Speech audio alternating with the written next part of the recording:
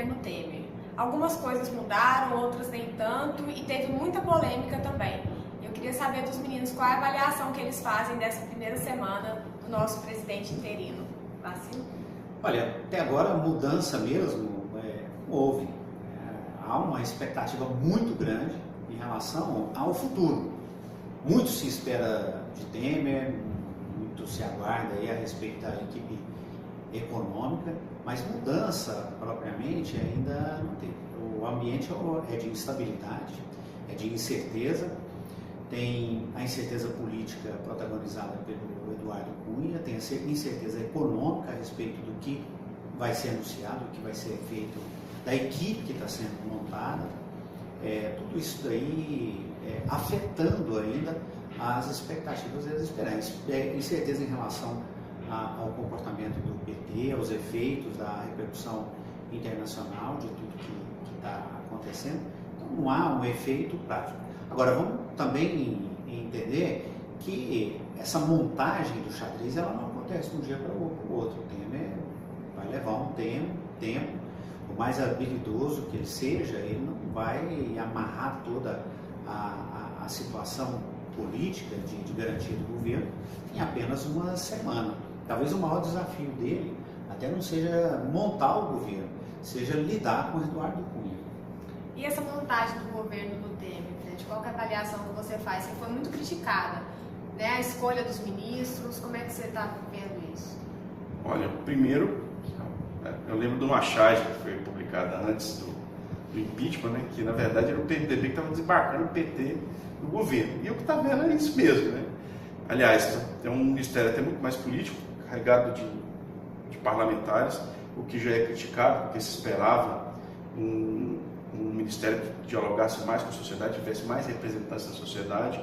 Por exemplo, o Ministério de Indústria e Comércio, você colocou um parlamentar lá, e não um empresário, que a expectativa era, em outros governos, o que ocorreu foi isso. Você tem também um ministério que ainda não conseguiu afinar o discurso. Isso foi uma crítica muito comum durante toda a semana, o ministro falando uma coisa, o Temer desautorizando, como foi o caso do ministro da Justiça, como foi o caso do ministro da Saúde, que falou em redução do SUS. Você também tem o caso do Ministério da Cultura, que foi extinto, transformado numa secretaria subordinada ao Ministério da Educação, e que gerou uma série de críticas do setor cultural, de vários artistas. Bem que outros ministérios também foram extintos, Foram né? extintos. Mulheres, Da mulher, racial, igualdade racial, acabou direitos humanos, gerando munição para os adversários, que chegou a falar em um ministério rico, de branco e machista, de homem. Há também o caso do presidente da EBC, que foi exonerado, e a lei prevê que no caso do presidente da EBC, que é a Empresa Brasileira de Comunicação, que a lei prevê um mandato de 4 anos, que não coincide com o mandato de presidente, que isso é importante. Né? Em outros países também ocorre, quando uma agência pública de comunicação, e quem acompanhar, a própria Agência Brasil, que é uma agência de texto, né? Além de TV e rádio, é uma agência que cobre publicamente há críticas tanto no material deles, há críticas tanto ao governo quanto à oposição, e mostra o seu lado republicano. É um aspecto, inclusive, que a oposição entrou até com uma representação na Procuradoria-Geral da República com essa decisão. Então você tem uma série de medidas que está sendo tomada no início do governo que está sendo muito criticado.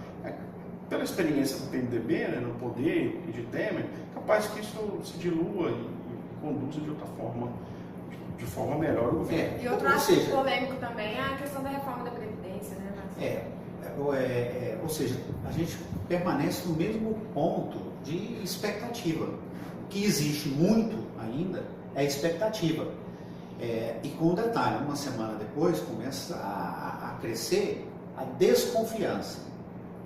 Esse é o perigo que o Temer começa a enfrentar agora.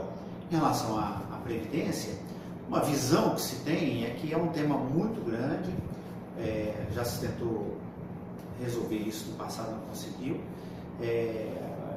Hoje, alguns consideram que foi uma espécie de bode na sala, colocado ali, um tema colocado em discussão para poder desviar de outros. Daqui a pouco isso é retirado da sala, fica tudo do jeito que está, ganha-se mais um tempo e outras questões que eram mais dolorosas já passaram. A gente também não dá para saber se é isso ou se o governo Temer vai realmente tentar resolver essa questão. Ela é delicada, muito difícil de ser resolvida e vai também demandar muita habilidade.